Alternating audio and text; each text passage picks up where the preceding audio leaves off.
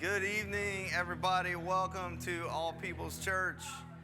Welcome to Elba, Engaged Learning of the Bible with Application. For those who don't know, which I think is nobody, I think everybody understands that we're not late. I'm giving you 5 minutes at the beginning on purpose for the community aspect. If I get up here at 7 and say, hey, keep talking, well, I just ruined what you were doing. So we started on time, and you did a great job of having community for 5 minutes. So let's go ahead and get into tonight's stuff. We are wrapping up the book of Joshua, chapters 13 through 24. If you haven't done so already, you can join by going to minty.com and plugging in the code. We've got 3 questions to start off this evening. And those questions are, number 1, which explains how 13 territories were distributed among 12 tribes? Was it that Joseph got 3 and Levi got none? Was it that Dan got an extra one? Was it that Caleb and Joshua got the 13th territory all to themselves? Or Joshua messed up? It was supposed to be 13, but he just messed the whole thing up.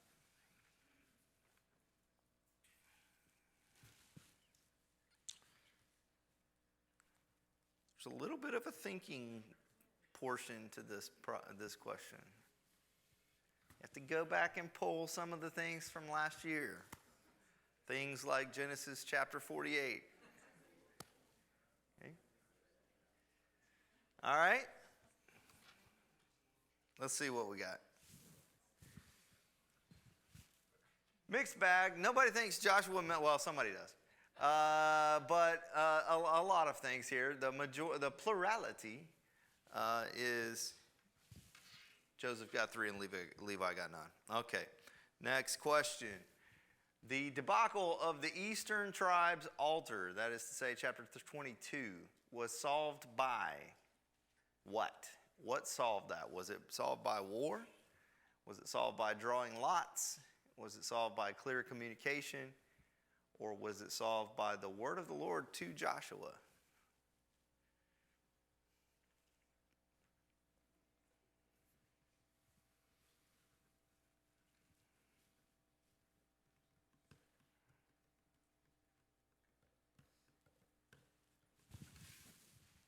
Okay, we got a lot of people. We got a lot of people tonight. A lot of people voting. Let's see what you got.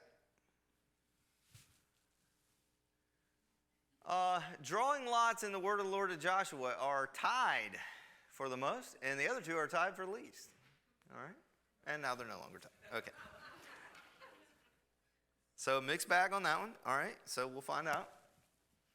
Last question for tonight. Of all of the following were buried in the last chapter of Joshua, except who was not buried in the last chapter of Joshua? Joshua, Caleb, Joseph, and Eleazar. Which one was not buried in the last chapter of Joshua?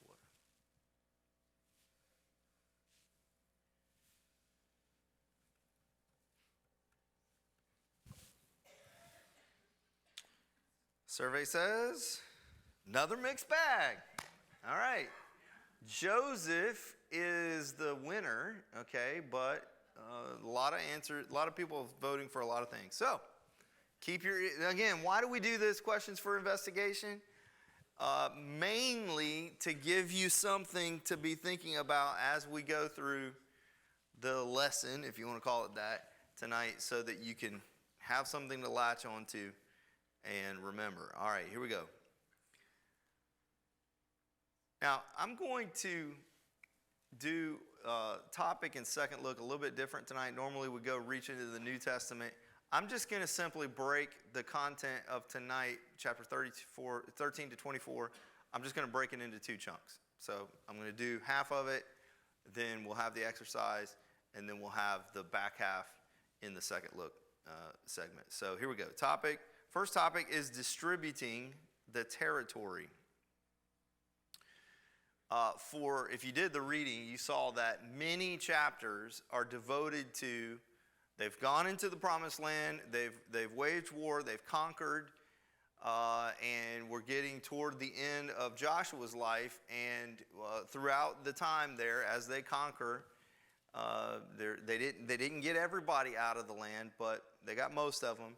And now it's time to give the inheritance and allot the territories to the different tribes. And so you will recall that there are 3 tribes east of the Jordan River. We talked about that earlier on, that they said, we want to keep this land over here on the east side of the Jordan River. So those 3 got their parts. Remember that Joseph, the 12 brothers, the 12 sons of Jacob, Joseph's 2 sons are Ephraim and Manasseh. And those 2 sons got inheritances, separate inheritances. There is no quote-unquote tribe of Joseph that's broken down into Ephraim and Manasseh. Well, when we were in Genesis and talked about that, what was the kind of key ingredient to that? Why does he get 2? Why does Ephraim and Manasseh get 2? Well, it's because he's actually getting the blessing of the firstborn, the birthright of the firstborn. The firstborn, which is Reuben, was supposed to get double portion. And he forfeited that, and instead Jacob gave the double portion to Joshua. So each of his sons get a piece, and so that's the double portion there. Now, on top of that, Manasseh has actually 2 regions. They have so many people that they say, hey, we got a lot of people here. They get 2 regions. They had the half tribe of Manasseh that was on the eastern side, and the half tribe of Manasseh that was on the western side. So technically, the sons of Joseph have a total of 3 regions, 2 for Manasseh and 1 for Ephraim. Okay. Levi, meanwhile, gets what as his inheritance? The Lord himself. So there's no land that they own, but instead the Levites' inheritance is the Lord. We remember that from previous talks. That's great, and from reading the Bible. So instead, they get assigned some cities with some pasture land, and we'll talk about that more in a little bit. But they don't have their own territory. So 13 territories, the 12 tribes are the 12 tribes minus Levi, brings us down to 11. And then Joseph, instead of getting 1, they actually get 3. So there's 2 for Manasseh and 1 for Ephraim. Okay. Caleb and Joshua get their own inheritance also. The Bible talks about their place that's carved out for them. They don't get their own whole territory, though. They don't get the 13th, so that wasn't the answer. They don't get their own 13th territory.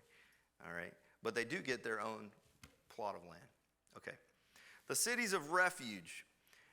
You'll recall when we talked about this, where there are 6 cities that will be set apart for if you commit manslaughter. Not murder, but manslaughter. So I caused the death accidentally. I can escape to these cities and be safe from the pursuing relatives avenging the death of the person that I killed. These 6 cities became these 6 cities, okay? Kadesh in Naphtali, Shechem in Ephraim, Kiriath Arba, which is also called Hebron in Judah, Bezer in Reuben, Ramoth Gilead in Gad, and Golan in East Manasseh. So those are the 6 cities, 3 of them on the east side of the Jordan, and 3 of them on the west side of the Jordan. All right. Even though that was short, that actually covers the majority of the chapters that we read. All right, and we'll come back on the second look and cover the rest of them, but let's go ahead and pause here and do our exercise, which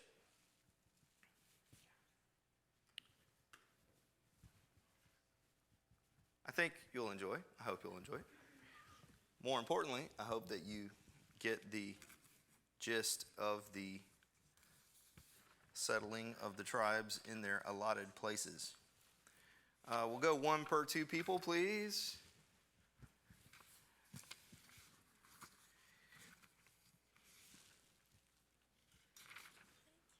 You're welcome.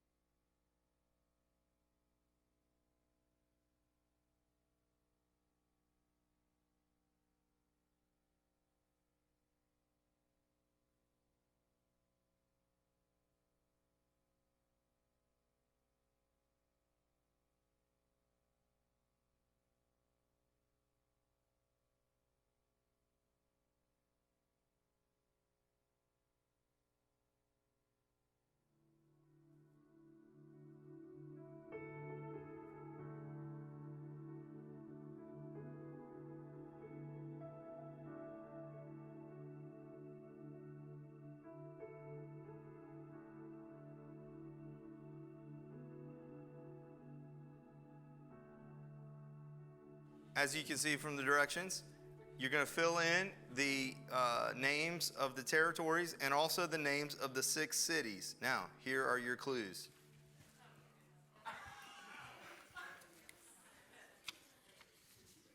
Why is that funny? Oh. Oh. Wait, what? Okay. I do have a couple extra. Anybody need an extra?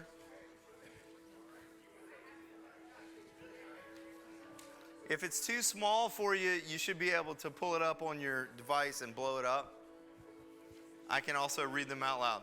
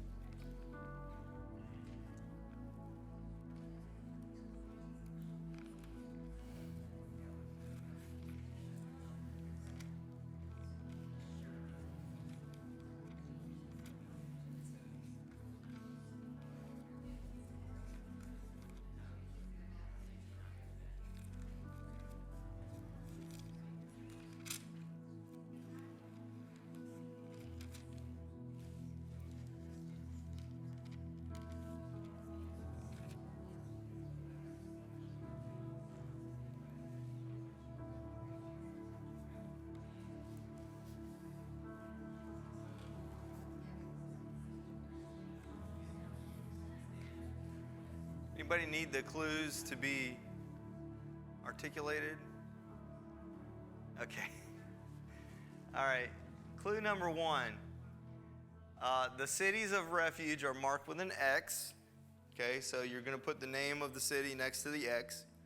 And the cities of refuge are found in Joshua chapter 20, verses 7 and 8. Cities of refuge are found in Joshua chapter 20, verses 7 and 8. Clue number 2. West Manasseh and East Manasseh are two of the largest 3 territories by area. West Manasseh and East Manasseh are 2 of the 3 largest. Clue number 3 is Micah chapter 5, verse 2.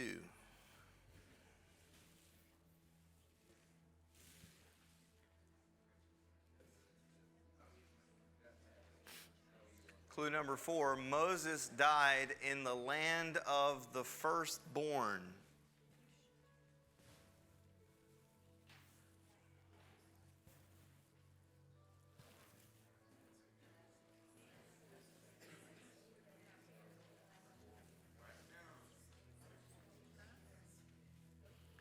Clue number 5, Zebulun, Simeon, Ephraim, and Issachar border none of the 3 seas.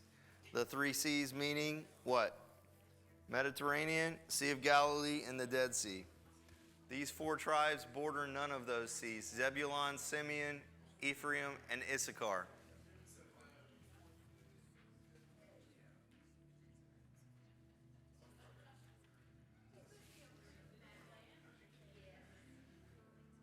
Clue number 6, Jesus called Simon, Andrew, James, and John in Naphtali.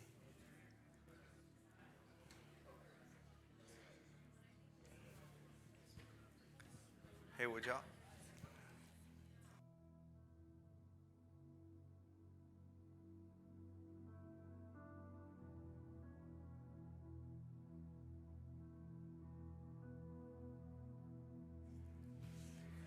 Clue number 7, Joshua 19, verse 9.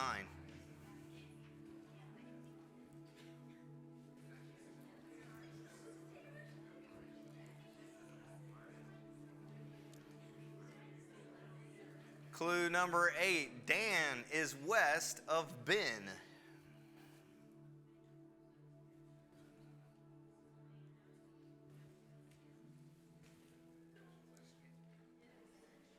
Clue number 9, Leah's 2 youngest sons border each other, but they don't border any of her other sons.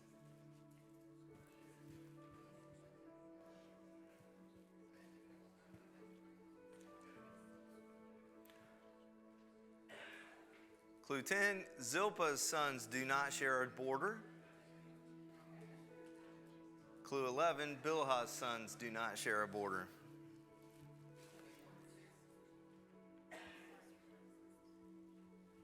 And the last clue, there's a border from A to Z.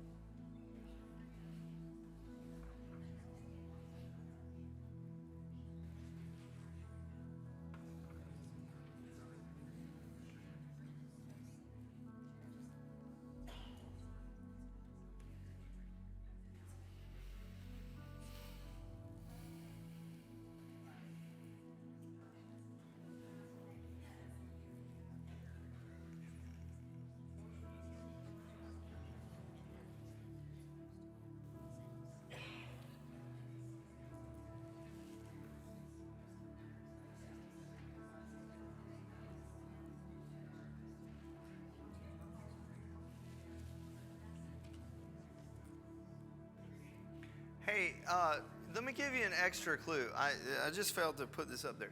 It's actually part of clue 6. See the one about Jesus calling?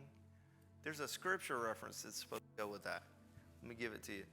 It's Matthew chapter 4. Jesus called Simon, Andrew, James, and John in Naphtali.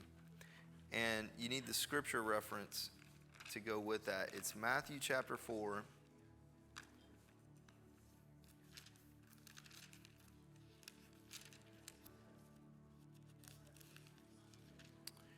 Beginning in verse 13 and going all the way through 22. Matthew 4:13 to 22.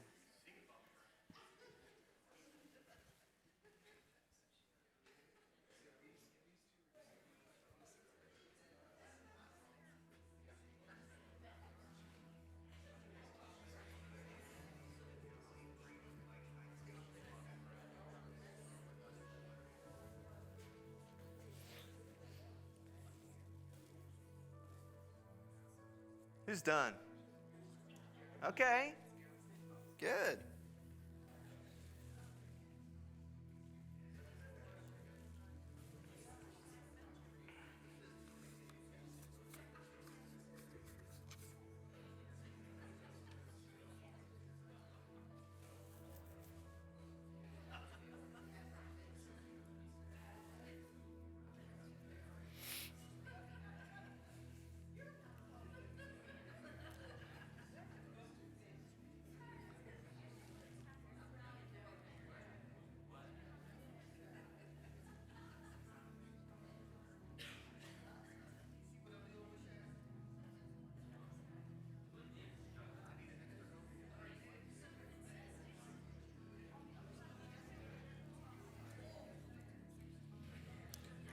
Does anybody need help interpreting a clue or whatever? What do you need help with? All of them. Specifically, not all of them.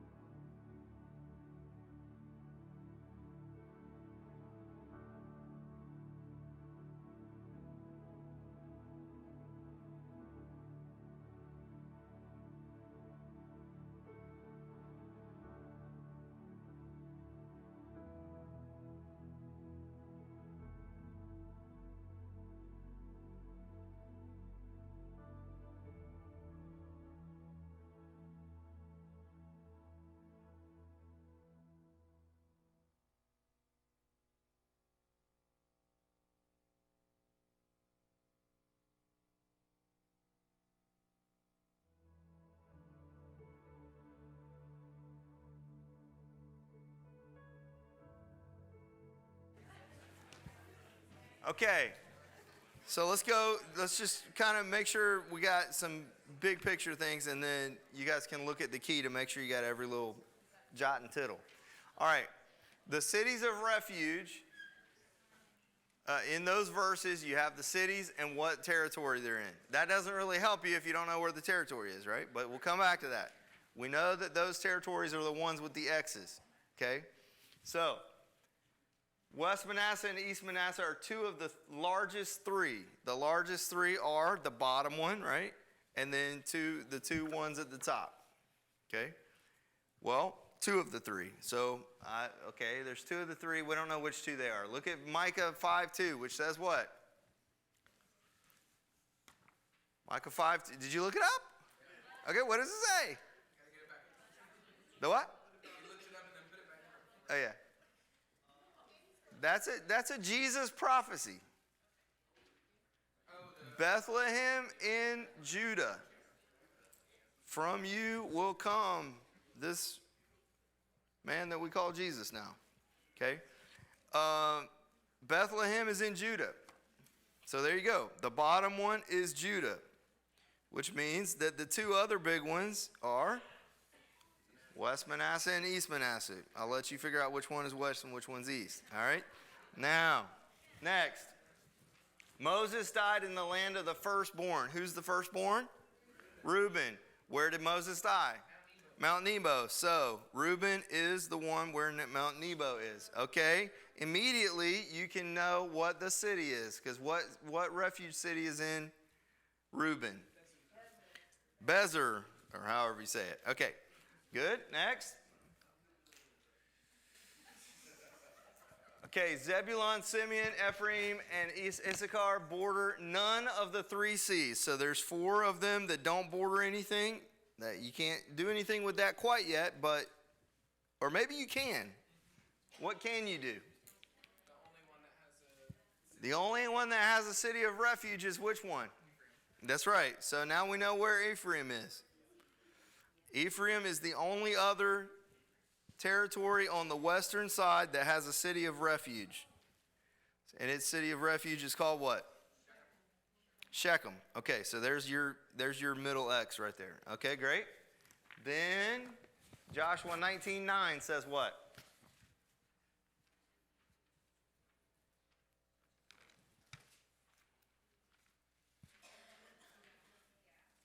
That's the one about Simeon, right? Simeon is in the middle of Judah, enclosed all around by Judah. So now we know which one Simeon is, right? Dan is west of Ben. You might, Benjamin, that's right. You might not quite know what to do with that yet. Leah's two youngest sons border each other, but they don't border any of her other sons. Who are Leah's 6 sons? The first 4 were? Very good. Reuben, Simeon, Levi, and Judah are the first 4. And then the 2 that came later are Issachar and Zebulun. So Issachar and Zebulun border each other, but they don't border Reuben and Judah and Simeon. So now we know that Issachar and Judah are not these ones. Which means that these ones are what? Dan and Ben. Dan is west of Ben. All right? Zilpah and Bilhah, they don't share a border, the 2 sons. So Zilpah's sons are who? Asher and Gad are not next to each other. So now we know. By the way, where is Gad? We should be able to figure that one out by process of elimination. There are 3 tribes east of the Jordan. We've already got 2 of them. East Manasseh and Reuben, which means the one in the middle is Gad. Okay. Asher does not border Gad. So now we know that Asher is not the middle one. Okay? Bilhah's sons do not share a border. Which ones are Bilhah's sons? Dan and Naphtali. Okay. And then finally there's a border from A to Z. A to Z meaning what? Asher and Zebulun, right?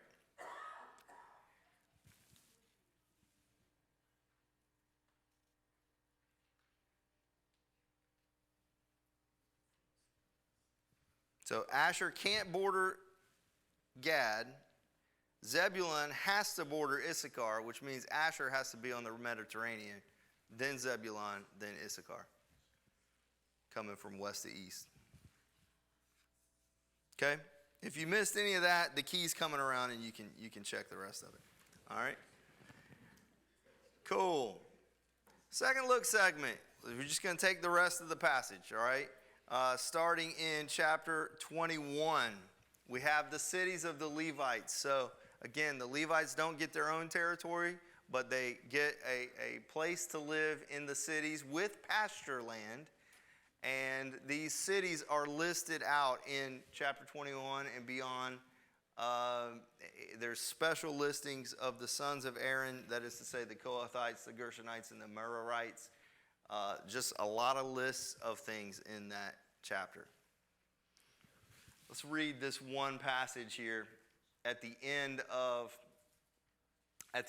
all that. It's kind of a therefore. There's kind of a punctuation here in this passage of 21:43. So the Lord gave to Israel all the land of which he had sworn to give to their fathers, and they took possession of it and dwelt in it. The Lord gave them rest all around according to all that he had sworn to their fathers, and not a man of all their enemies stood against them. The Lord delivered all their enemies into their hand. Not a word failed of any good thing which the Lord had spoken to the house of Israel. All came to pass. So the Lord held up his end. Okay, then we get this little story buried here in the right, almost to the end of the book. Chapter 22, we get the story of the eastern tribes who, remember that they made the deal that they would go into the promised land and help the other tribes to war, to conquer, and they did that. So now they're done with that, so they go home. The 3 eastern tribes go home. As they're going home, and they decide, well, we're going to do something. We're going to do a thing. And they build an altar, perhaps better called a memorial or a monument, because the tribes west of the Jordan, all the other tribes, which we call the Israelites, all the other tribes see this altar, and they think it's an altar in terms of for sacrifice. And they get the wrong idea. They get the wrong impression. They think that the eastern tribes are already worshiping other gods. And so what do they do about it? Let's see I'm in Matthew now. Let me go back. They send out Phinehas and some others, and they are wise about this. They send out some people to talk to the eastern tribes. Let's look at it. This is chapter 22, beginning in verse 13. The Israelites sent out Phinehas, son of Eleazar, the priest, to the Reubenites, Gadites, and half-tribe of Manasseh in the land of Gilead. They sent 10 leaders with him, one family leader for each tribe of Israel. All of them were heads of their families. They went to the Reubenites, Gadites, and the half-tribe of Manasseh and said, "This is what the Lord's entire community says. What is this treachery you have committed today against the God of Israel by turning away from the Lord and building an altar for yourselves so that you are in rebellion against the Lord today?" And the 3 tribes east of the Jordan say, no, you got the totally wrong idea here. We're not doing that at all. And here's what they said beginning in verse 26. Let us take action and build an altar for ourselves, but not for burnt offering or sacrifice. Verse 27, instead it is to be a witness between us and you, and between the generations after us, so that we may carry out the worship of the Lord in his presence with our burnt offering, sacrifice, and fellowship offerings. Then in the future your descendants will not be able to say to our descendants, you have no share in the Lord. So they build this altar there on the west side of the Jordan as a memorial to say, hey, look, we have a share. Our share is on the eastern side, but you can't just say no to this. Okay? Good. Communication, by the way, is what solves the issue, right? There was an assumption made about their motives, and once they were able to talk to each other and explain it, everybody was cool. All right, chapter 23 and 24, we get the end of the story of Joshua. He gives his farewell address. We get in chapter 23 and 24 a lot of the elements. It sounds a lot like the end of, say, Deuteronomy. Okay, we get a lot of the elements of the covenant rearticulated. Joshua gives the people a charge. Do what you're supposed to do. Follow the Lord. Are you going to follow the Lord? They say, yes, we're going to follow the Lord. This is where the famous, as for me and my house, we will serve the Lord. The rest of the people said, yeah, we will too. So the covenant is reaffirmed there at the end of the book. And then finally, at the very end of the book, 3 of Israel's leaders are buried. 2 of them die, and 3 of them are buried. 1 was already dead, and those 3 leaders are who? Yeah, that's right. So Joseph, who has already long been dead, right? Remember, they brought the bones of Joseph, okay? And then Joshua dies at the end of the book of Joshua. And then Eleazar, who is the son of who? Aaron. Yeah, so that next generation is starting to die off. And so Joseph is already dead. He's buried. Joshua dies, and Eleazar dies, and all 3 are buried there at the end of the book of Joshua. Caleb is not in that group of 3. Okay, that was one of the questions we had. All right, personal practical application for tonight. How about assuming people's motives? Okay, going back to chapter 22. The problem happened that the tribes on the west side made false assumptions about the motives of the tribes on the east side. And there was a big mess. Once they communicated about it, it was fine. But can you recall, in your groups, let's discuss, can you recall a time when you made incorrect assumptions about someone's motives, or they made incorrect assumptions about your motives? Okay? How did that play out? Was it a big mess, or did it get solved? How did it get solved? Was it by communication? Okay? Can we really know people's motives? What can we know, and how? And what are the best practices for these kinds of personal interactions? All right, so take a few minutes and discuss that, please.